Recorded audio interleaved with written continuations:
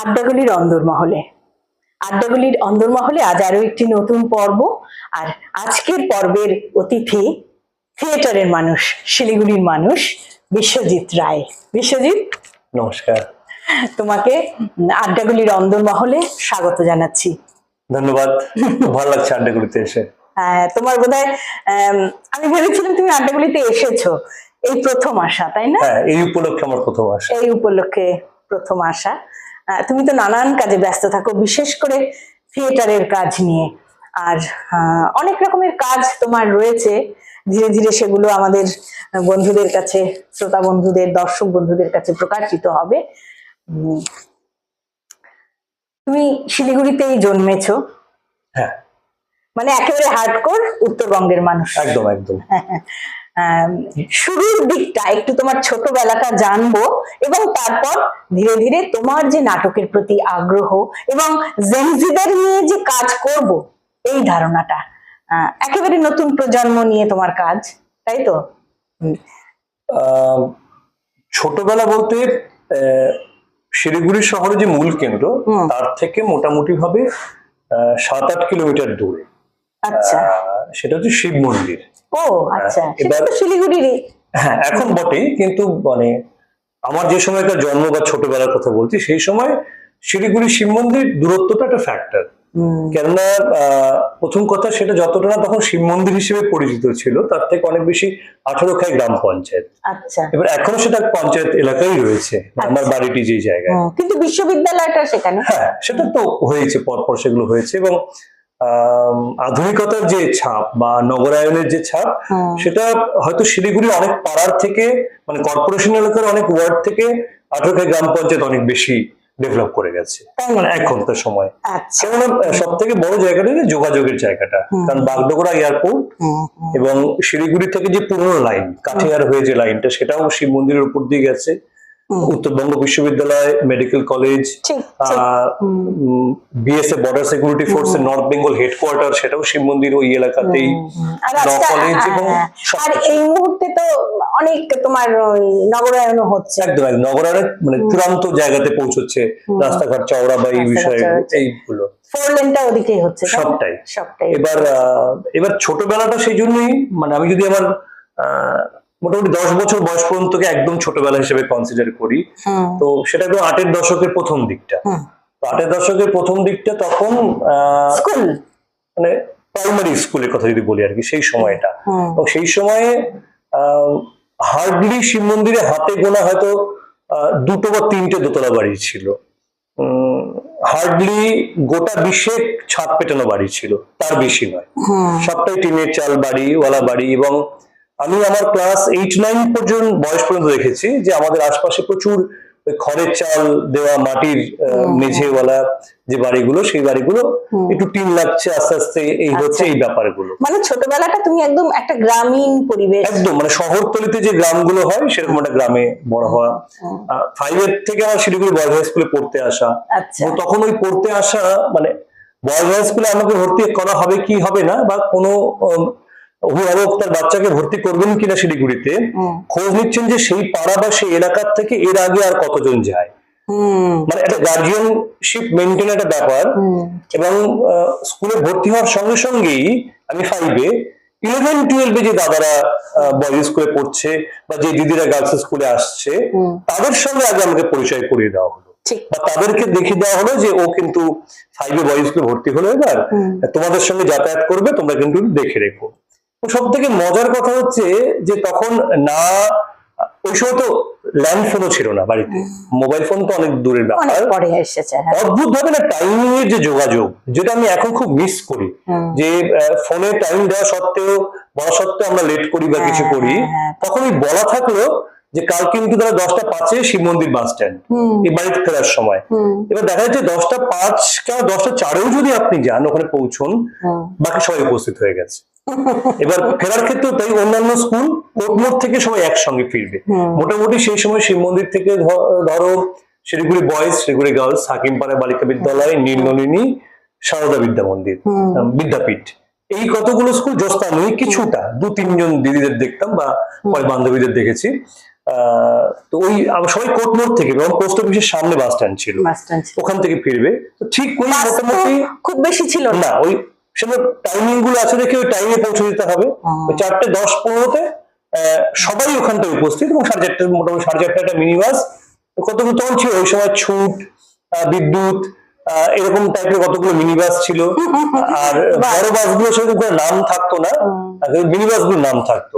তো ওরকম একটা ফিক্স ছিল যে ওই রকম একটা। এবং আমার খুব মনে পড়ে এখনো প্রমিনেন্টলি যে বড় বাস, মানে যেই বাসের দুটো দরজা, সেই বাসের ভাড়া ছিল হচ্ছে স্টুডেন্ট ভাড়া 20 পয়সা, আর মিনি বাস হচ্ছে 25 পয়সা।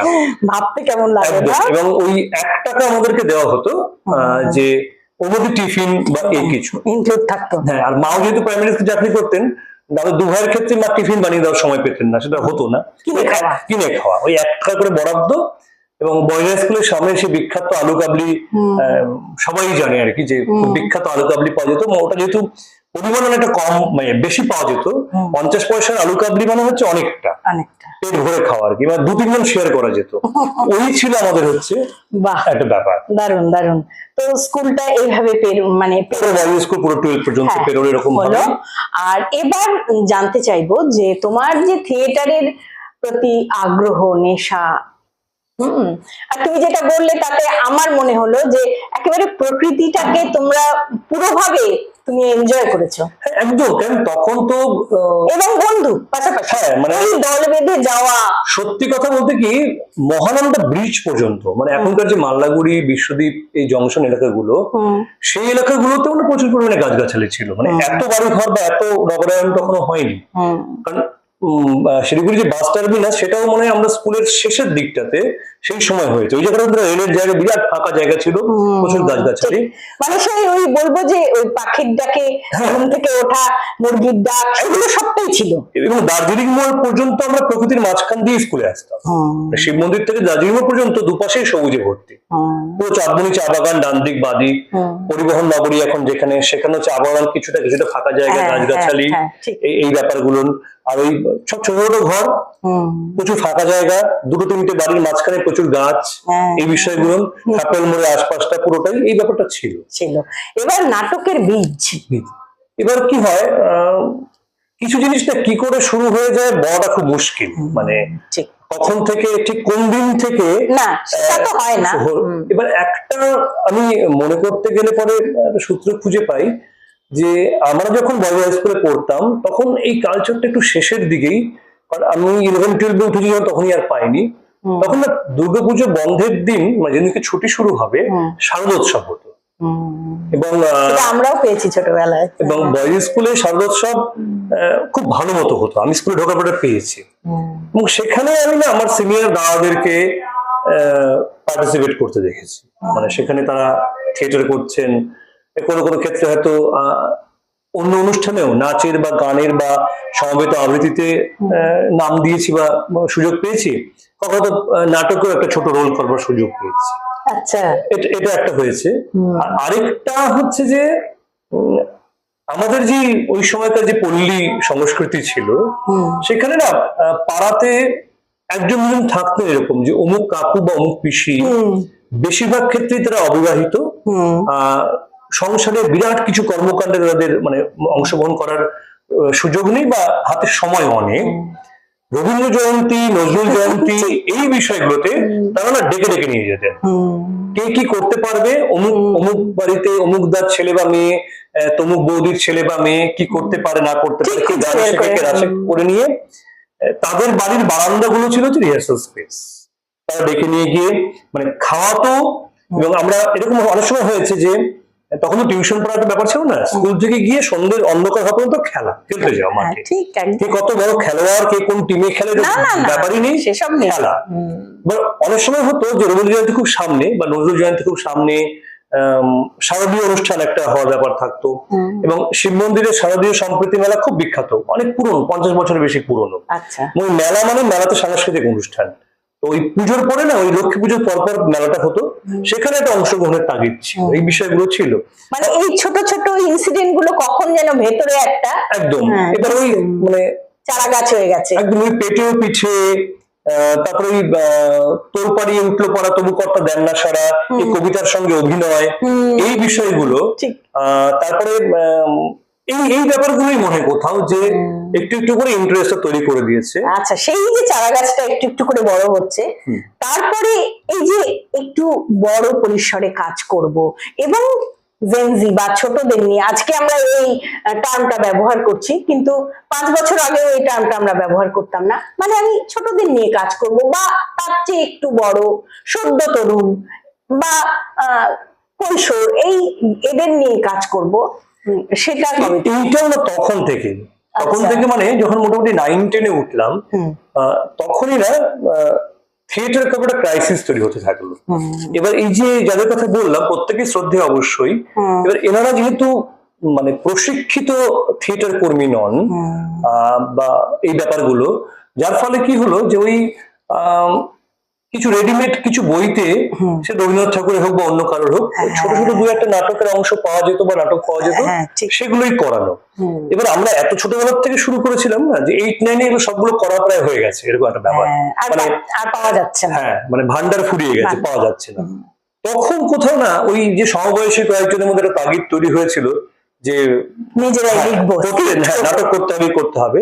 তো সেই জায়গার থেকে না, আর তখন তো ওই গল্পের বই পড়ারও একটা কম বেশি চল ছিল, মানে শুধুমাত্র ওই যে শিক্ষিত বিদ্বজ্জনদের বাড়ির মানুষেরাই বাচ্চারাই বই পড়ছে এমনটা নয়, সাধারণ বাচ্চারা বই পড়ছে।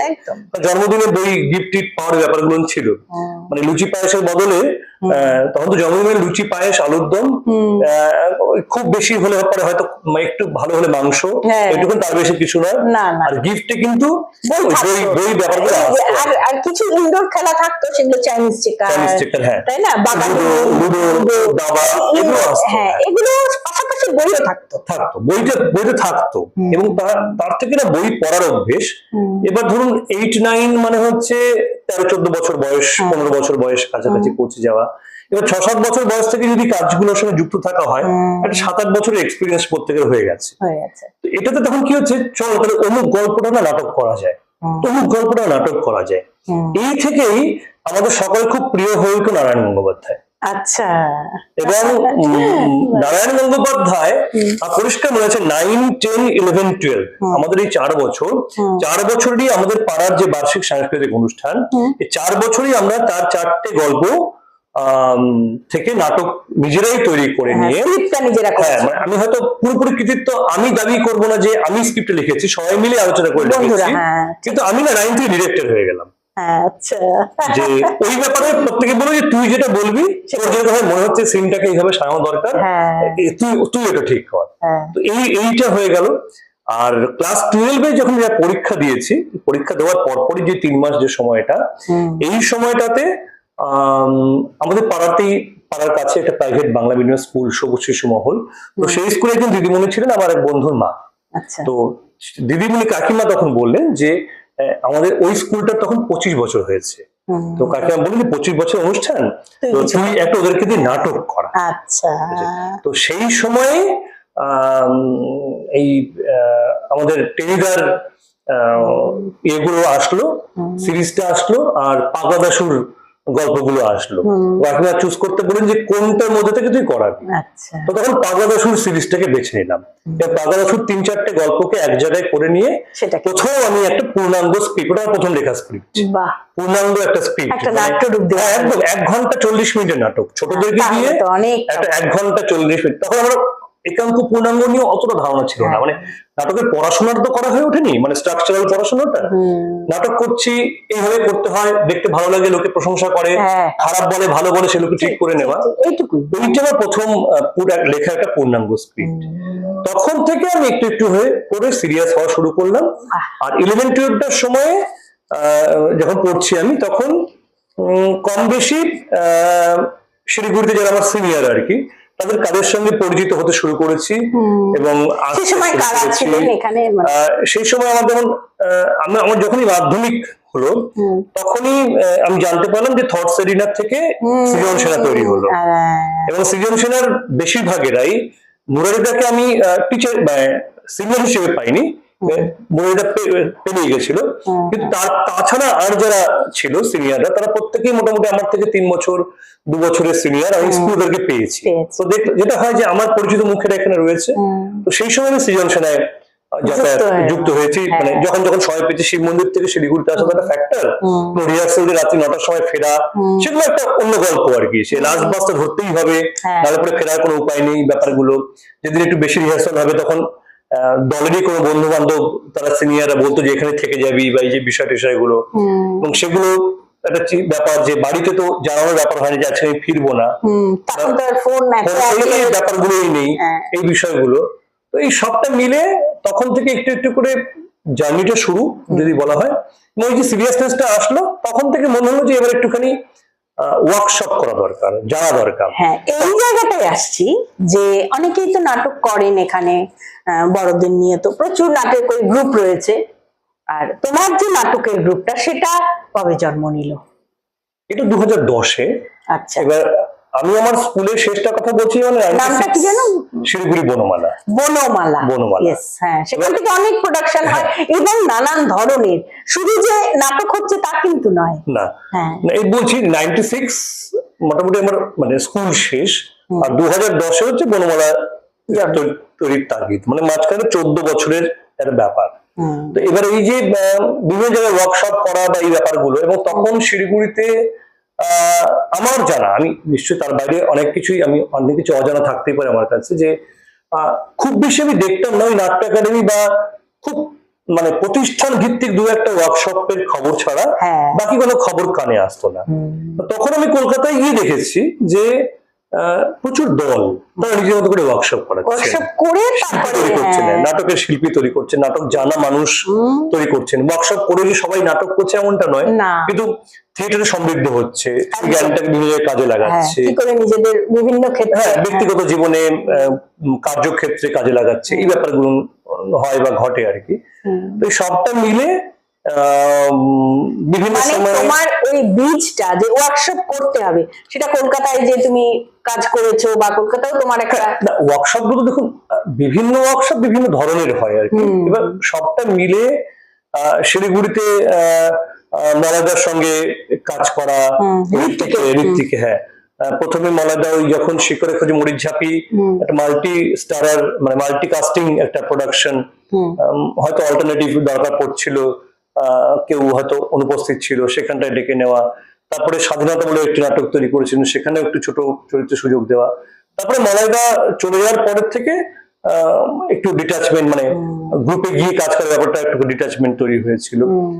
তার আগে কুন্তলদার সঙ্গে কাজ করবার অভিজ্ঞতা, এই সমস্ত কিছু সবটা মিলে টিলে, এবং মানে যেটা হয় না যে একটা গ্রুপ সেটআপের মধ্যে দিয়ে যখন আপনি যাবেন, তখন ভালো মন্দ সবকিছুই মানে বুঝতে যাওয়ার একটা ব্যাপার হয়, বুঝতে যাওয়া, আর তারপরে নিজের যে ইচ্ছেগুলো, নিজের যে পছন্দগুলো ডেফিনিট হতে শুরু করে, তৈরি হতে শুরু করে।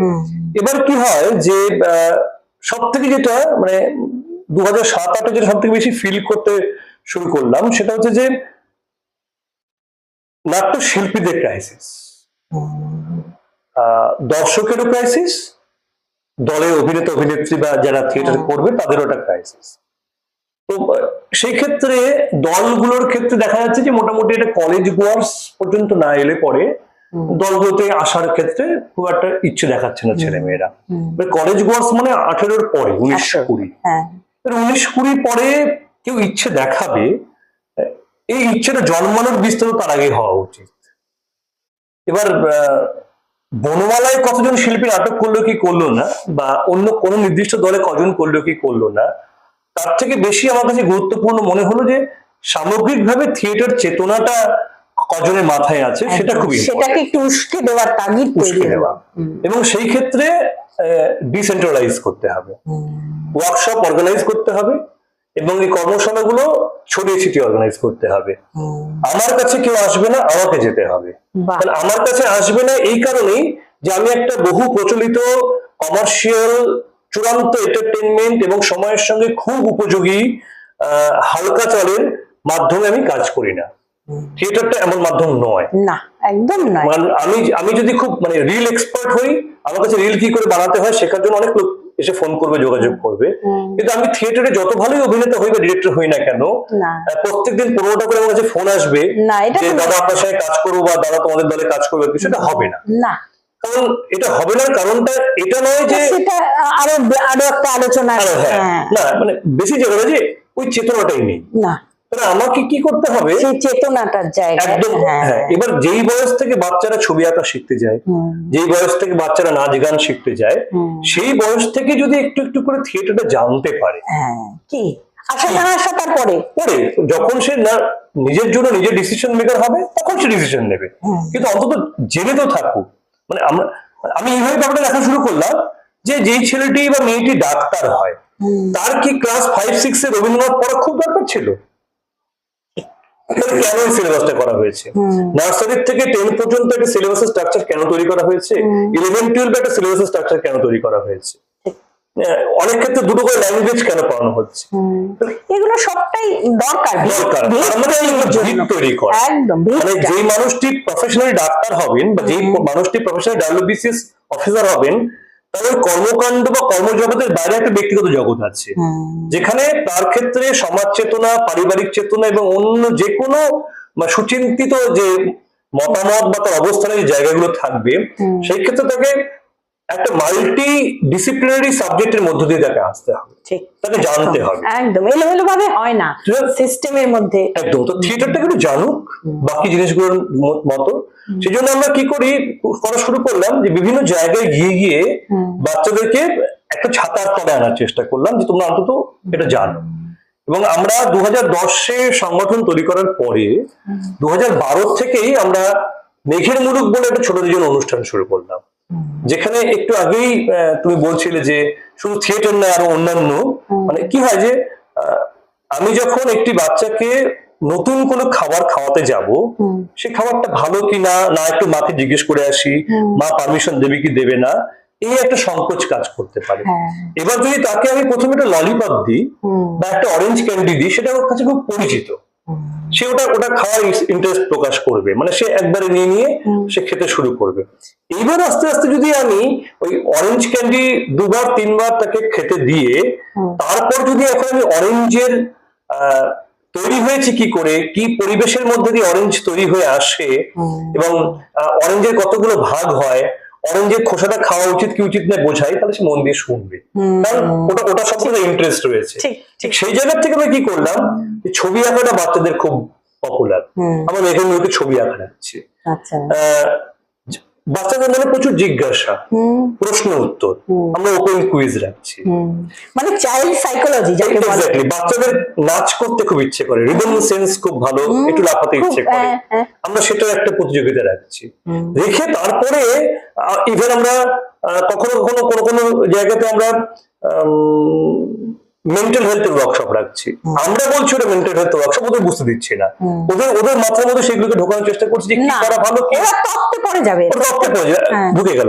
এই সবটা করে করে করে থিয়েটারের জায়গাতে এসে ঢোকা, যে দেখো এই যে তুমি এইটা করলে ওটা করলে ওটা করলে, এই সবটা মিলে না এই টুনটুনি রাজার গল্পটাকে বলা যায়, এইভাবে অভিনয় করা যায়, এই সবটা করে না সুকুমারের এই গল্পগুলো বলা যায়, সত্যজিতের এই গল্পগুলো বলা যায়, এই লিচুচোর কবিতাটাকে না এইভাবে অভিনয় করা যায়, এই ছবি আঁকাটা, এই নাচটা, এই গানটাকে ব্যবহার করে এই যে এই রিদমটা তোমরা প্র্যাকটিস করলে এটা করে এটা করা যায়। তো এটা তাহলে বুঝলো যে থিয়েটারের মতো একটি মাল্টি ডিসিপ্লিনারি আর্ট এইভাবে আমাদের মধ্যে প্রবেশ করতে পারে বা আমরা এটাকে ব্যবহার করতে পারি। দারুণ দারুণ দারুণ। শ্রোতা বন্ধুরা, আপনারা নিশ্চয়ই বুঝতে পারছেন কিভাবে ও শিশুদের সাইকোলজি নিজেই গবেষণা করে এই কাজগুলোর মধ্য দিয়ে তুমি এগোচ্ছ, তাই না? আসলে প্রত্যেকটা কাজই তো একটা করে গবেষণার মানে অবজারভেশনের জায়গা হবে, পরে কাজটাতে ব্যবহার করা, একদম তাই, পর্যবেক্ষণ করে। এটা বলি খুব সুবিধা হয় যদি একটা কোনো জায়গাতে না আপনি পর্যায়ক্রমে কাজ করেন। এরকম অনেক স্কুল আছে বা অনেক প্রতিষ্ঠান আছে যেখানে আমরা সারা বছর ধরে কাজ করি, সারা বছর ধরে কাজ করা মানে 365 দিন তো কাজ করা নয়, বছরে 4টে বা 5টা প্রজেক্ট তোদের সঙ্গে করা হয়।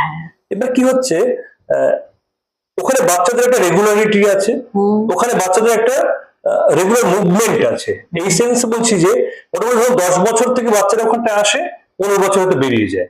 তাহলে কি হচ্ছে, একটা একটা সাইক্লিং প্রসেসে চলছে, ওরা ওরা আসছে বেরোচ্ছে, জায়গাটা একই থাকছে, ওখানে কি হচ্ছে না, ট্র্যাডিশন তৈরি হয়ে যাচ্ছে।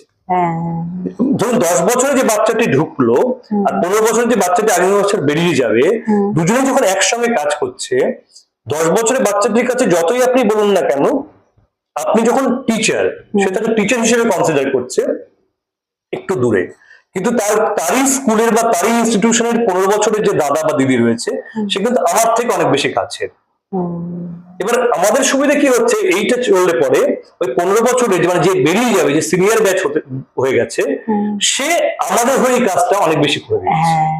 এবং যেখানে কন্টিনিউয়াস এই কাজটা হয়, সেখানে এটা বেশ সুবিধা হয়। এই জন্য আমরা সবসময় যখনই কোনো দু একবার বলার সুযোগ আসে কোথাও, যেখানে এই সমস্ত ইনফ্রাস্ট্রাকচার তৈরি করার ব্যাপার হয়, সেটা সরকারি ভাবেই হোক বা বিভিন্ন শক্তিশালী ফান্ডিং এজেন্সি বা এনজিওরা আছে, তারা যখন এরকম কোনো পলিসি তৈরি করেন, ডাকেন, আমি একটা কথাই বলি যে এটা না রেগুলারিটি প্রয়োজন। রেগুলারিটি না হলে রেজাল্ট প্রক্রিয়ার মধ্য দিয়ে আসতে হবে, প্রক্রিয়াটা চাই, তাই না? একদম। আচ্ছা, এবার বলি যে এখন তো সময় রিলের সময়, তাই না? খালি স্ক্রলের সময়, ছোট ছোট বাচ্চাদের হাতেও মোবাইল। তুমি কতটা সফল এই কাজটা করে? আজকের দিনেও কি আগ্রহ দেখাচ্ছে শিশুরা বা গার্জিয়ানরা? তারা কি চাইছে? তারা খুব সহজে যেটায় জনপ্রিয়তা পাওয়া যায়, এইরকম একটা প্রবণতা দেখতে পাচ্ছি। এইটা না একটা, জানি না আমি সবাই আমার সঙ্গে একমত হবেন কিনা, একটা মজার অবজারভেশন হচ্ছে। সেটা হচ্ছে না, এটা একটা কম্পিটিশন, ঠিক আছে?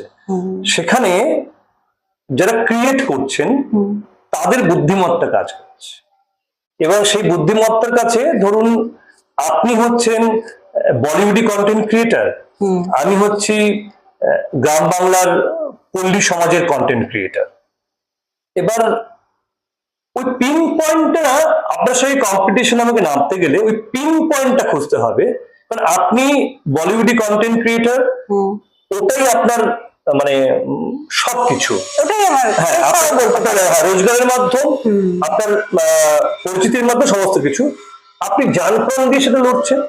এবার আমি যদি আমার পল্লীকে সেখানটায় এন্ট্রি করাতে চাই, ওই একই মাথার মধ্যে ওই একই টার্গেট অডিয়েন্সের মধ্যে ঢোকাতে চাই, তাহলে আমাকেও কিন্তু জান প্রাণ দিয়ে লড়াই করে গবেষণা করে বের করতে হয় যে আমি কোন কোন কন্টেন্টটাকে ওখানে দিলে পরে আমার দিকে আমি দর্শককে নিয়ে আসতে পারবো।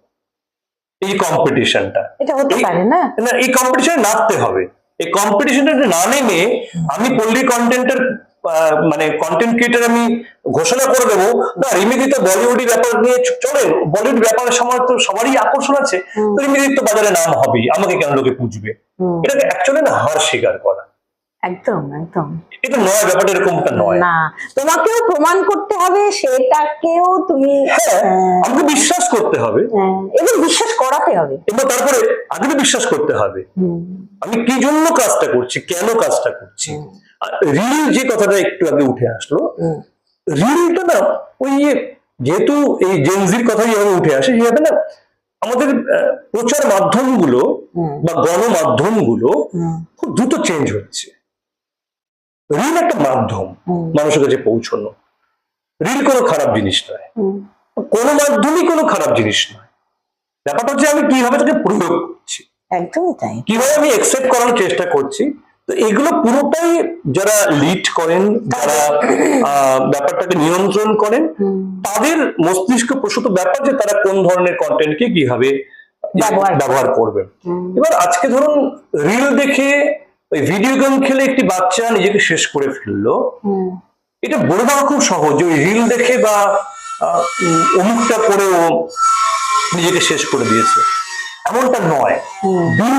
দিনকে দিন না ও এমন একটা পরিবেশের মধ্যে দিয়ে মানুষ হয়েছে যেটা মোটেই একটা সুপ্রিয় পরিবেশ নয়, অপ্রিয় পরিবেশ, এবং সেটা আস্তে আস্তে তাকে না ওই ওই মানে খারাপ, আপাতভাবে সামাজিকভাবে খারাপ কিন্তু ওই বিষয়ের প্রতি তাকে নির্ভর করে ফেলেছে। তারপরে সে হয়তো কোথাও শেষ করে দেওয়ার কথা বা এই সমস্ত বিষয়গুলো ভেবেছে। শুধুমাত্র রিলের উপরে দোষ দিয়ে বা ওই ভিডিও গেমটির উপরে দোষ দিয়ে আমি চুপ করে বসে থাকলাম, বাকি কোনো বিষয় নিয়ে কোনো মাথা ঘামালাম না, এমনটা নয়। সেক্ষেত্রে মানে প্যারালালি কি করা প্রয়োজন, কেননা এই অসুখটার অসুখ কি বলবো, এই ব্যাধি বলবো এটাকে, সেটার প্রতিকারের জন্য কি করা দরকার? তুমি তো চাইল্ড সাইকোলজি নিয়ে গবেষণা করে কাজকর্ম করছো, মানে আসলে কি মনে বিষয়গুলো হয়?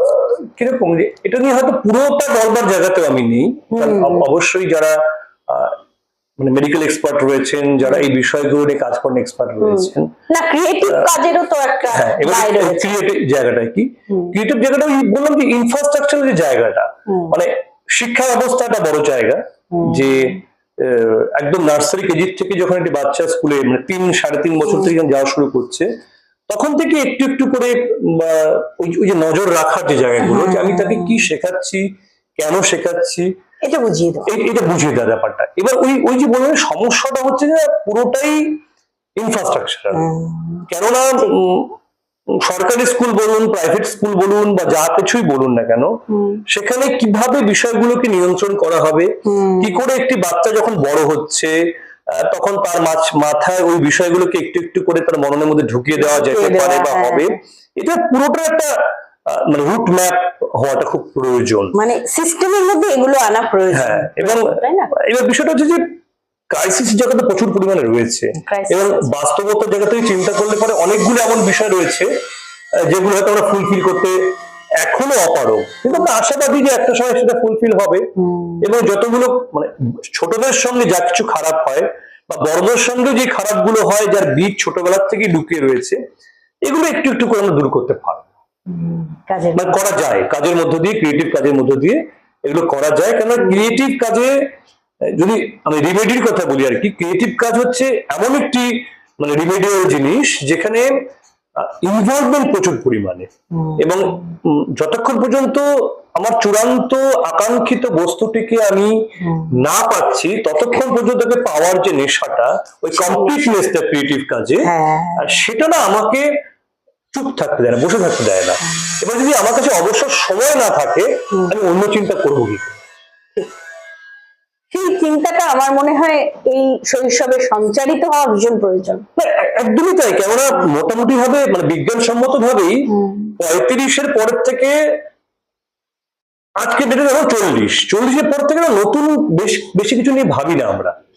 ছোটবেলাতে যে কাজগুলো করেছি বা 40 পর্যন্ত আমরা যা কিছু করে এসেছি, তার মধ্যে থেকে যে জিনিসগুলো ভালো ভালো, যেগুলোকে আরেকটুখানি চর্চা করে এগিয়ে নিয়ে যাওয়া সম্ভব হতে পারে, সেগুলি কম বেশি করি। মানে আপনি 50 বছর বয়সে, 55 বছর বয়সে হুট করে একটা নতুন আইডিয়া, এটা আপনি 10,000 না, মানে 1 লক্ষতে আপনি একটা পাবেন।